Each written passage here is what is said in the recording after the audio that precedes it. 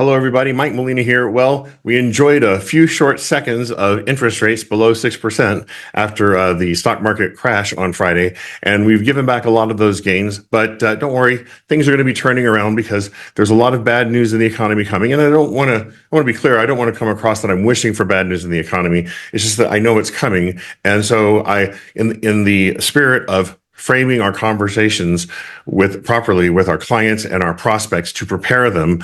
I want to share this information with you because we still have a lot of fence sitters and people that think that the housing market's going to crash, or whatever.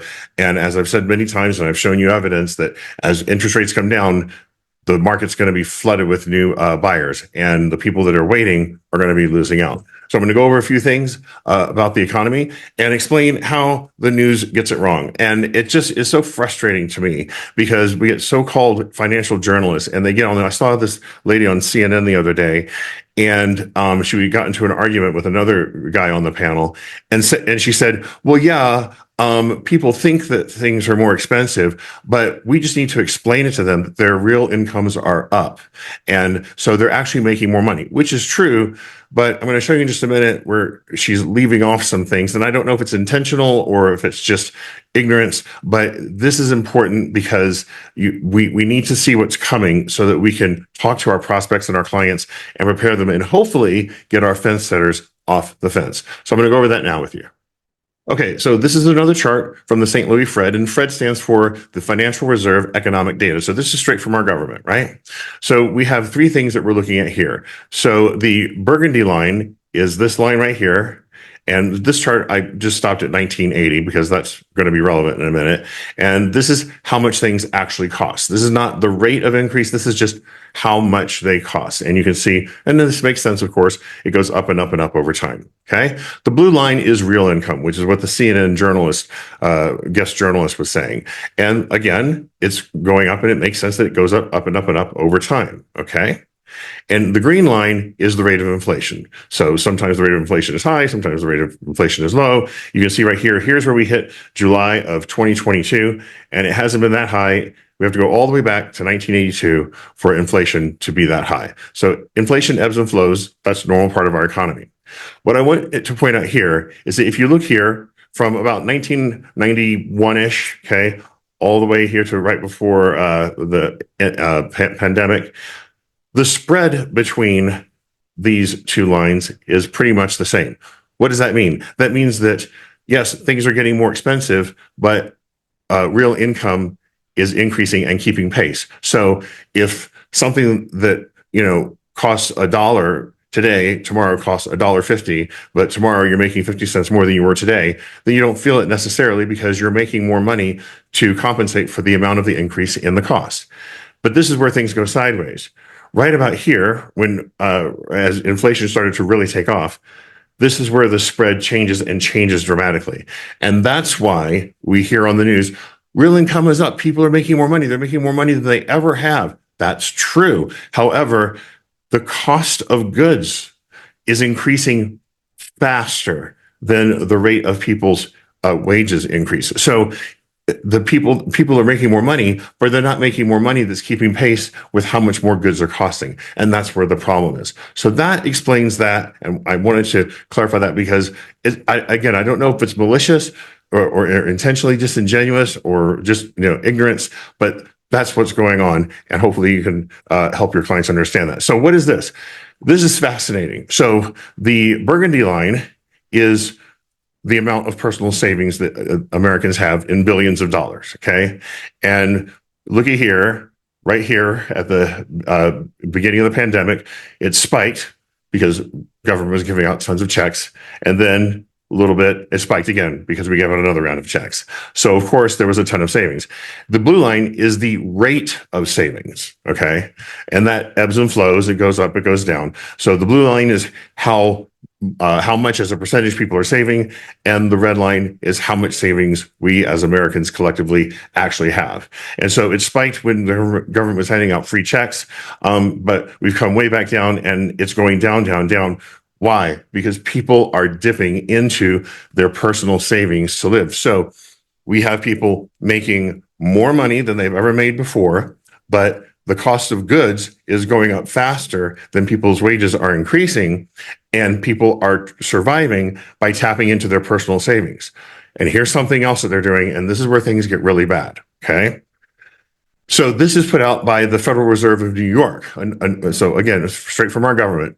And this is just like a few days old. Household debt, this is not including any mortgages. This is just regular debt, non-mortgage debt. It just hit an all-time high of $17.8 trillion. So this is things basically like credit cards, okay? Automobiles, things like that as well. But a lot of this is credit card debt. So people are draining their savings. People are living off their credit cards. And then if that wasn't bad enough, this is where it gets really bad. You can see right here, it says household debt increases and auto and credit card delinquency rates remain elevated. What do they mean by that? Well, credit card balances and auto loans are seriously delinquent right now. And seriously delinquent is defined as 90 days or more late. So this is a smaller snippet of credit card balances and auto loans. So this is years, this is amounts, and this is the Great Recession of 2008. Okay, so as you can see, as we got closer and closer to that, seriously delinquent credit card debt spiked all the way up, and then it went down and down and down. Okay, 2015, 2020, things went way down because they were getting lots of government checks, but then inflation took off, and now look at this spike. It's like shooting up like a rocket. And auto loan serious delinquencies is following the same exact pattern. This is very problematic, and this is very problematic for many reasons, because the first reason it's problematic is because way back here in 2011, okay, when delinquencies were just an unbelievable high, the unemployment rate was 9%, okay? Right now, we're here. We haven't quite gotten there yet, but we're getting very close, and unemployment's only 4.3%. So people are draining their savings, and they're living off of their credit cards, and they're delinquent on their car loans and their credit cards, and they're still employed. What's going to happen when unemployment increases even further? It's going to be a very serious issue.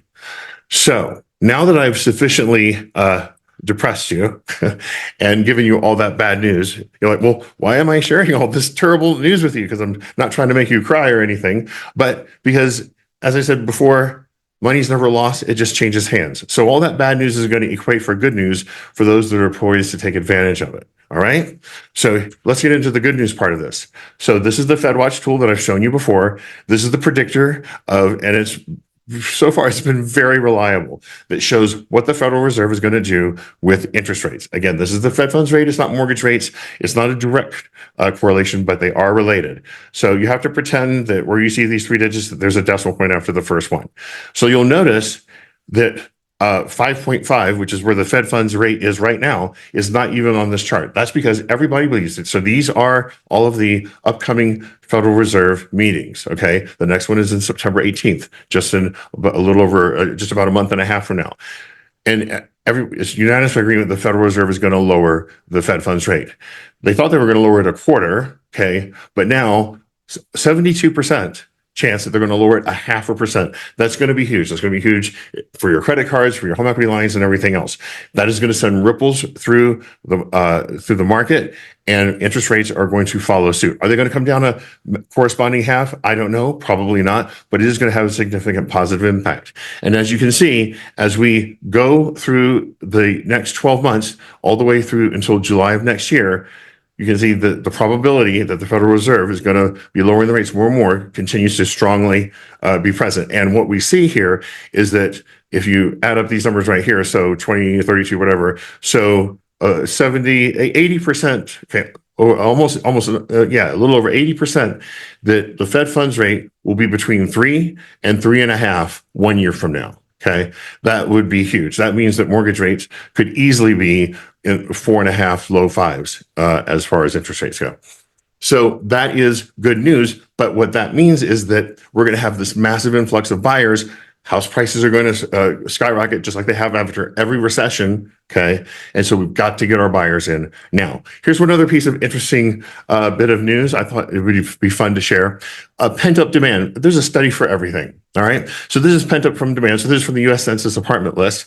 And this is the share of 25 to 35-year-olds that are still living with their parents. And this is 1940, 1950, 1960. Look at these more recent numbers here. So in the year 2000, 2010, and then 2022. So with each one of these markers here, okay, represents when there was a housing boom, okay? Because things happen. There was a recession in 91, there was a recession in 2000, 2010. Coming off the recession, rates dipped, okay?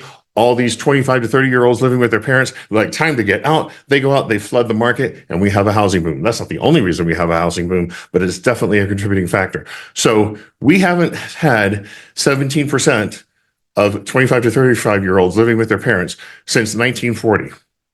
So what do you think is going to happen at the close of this next recession when rates are down in the basement and the market's just going crazy? Yeah, it's going to be fun. All right.